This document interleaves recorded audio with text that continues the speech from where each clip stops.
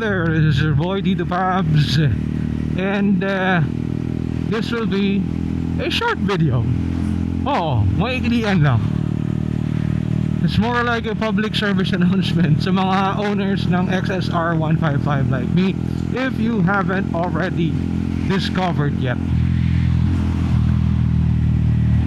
Alright, syempre yung motor natin is equipped with a 6-speed manual transmission. Alright, that's a given.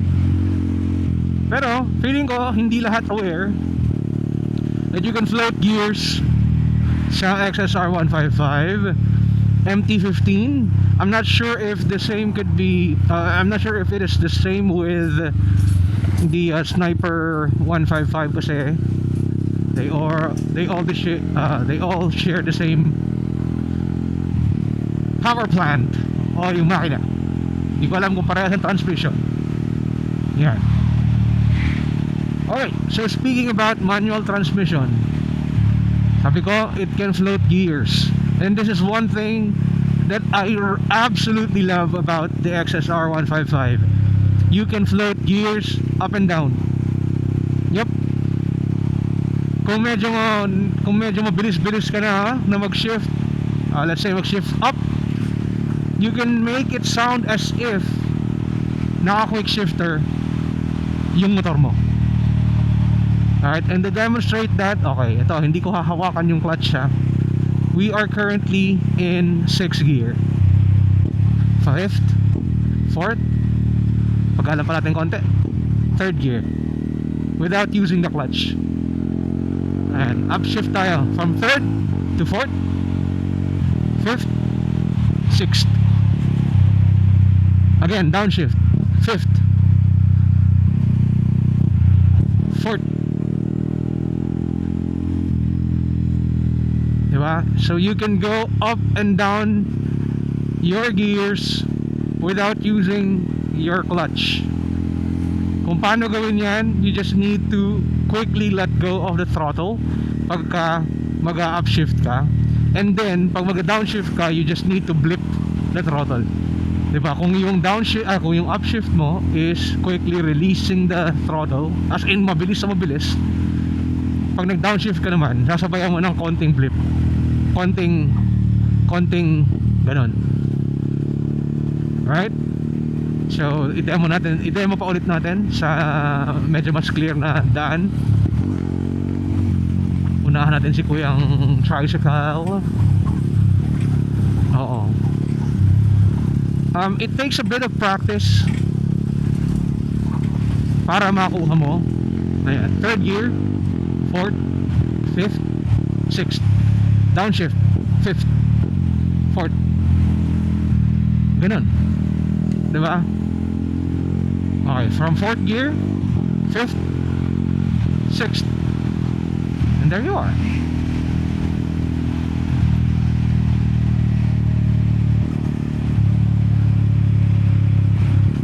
And by doing that, pagka nag-downshift ka and you're blipping the throttle, tapos pag throttle ang hirap paghaluin ng Tagalog at saka English. Ayan, whenever you blip the throttle, nag-rev match ka na rin. Instead of doing magpapagal tayo ayan, instead of doing this, ayan, instead of doing that rev match with the clutch, nagbi-blip ka na lang ng throttle mo. And again, uulit-ulitin ko, this is perhaps my most favorite. Hindi ko alam kung feature to o talagang hindi ko nga rin alam kung lahat ng motor ba may ganito, pwede, no? Yan, this is perhaps my favorite katangian nitong XSR 155. Amazing, especially pagka na practice mo na, pag is very smooth na yung shifting mo. And this is actually especially effective sa higher RPMs. Dun doon mo mapagtutunog naka quick shifter yung motor mo. Dito sa straightaway i-demo natin. Right, we will be starting from third gear, all climbing all the way up to sixth gear. Alright, so I'll hold the handlebars. I'll be holding the handlebar with two hands, pero hindi ko gagalawin yung clutch. Alright,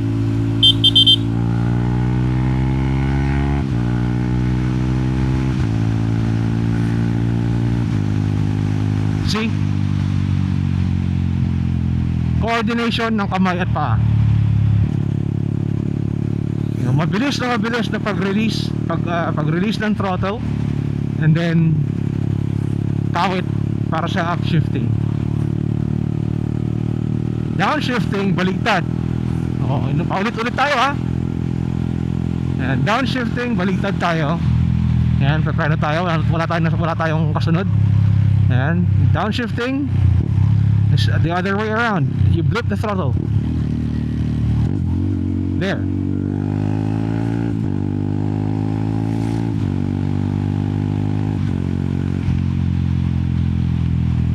So that's it. So sa mga owners ng XSR 155, kung hindi mo pa alam yung party trick ng motor mo na yan, subscribe and maybe like the video. Kung natuwa ka rito. And then paalala ko lang, huwag tayo magpakapatatas sa daan. Ride your motorcycle courteously. Ride your motorcycle safely. Yan, magpaka-courteous tayo sa daan. Huwag tayong balasubas, di ba? There, we can absolutely enjoy the capabilities of our motorcycles without putting our lives and other riders or drivers' lives at risk, including pedestrians. Tandaan niyo yan. Especially sa mga lower displacement na motor, di ba? You can ride a slow bike fast without breaking any laws, right?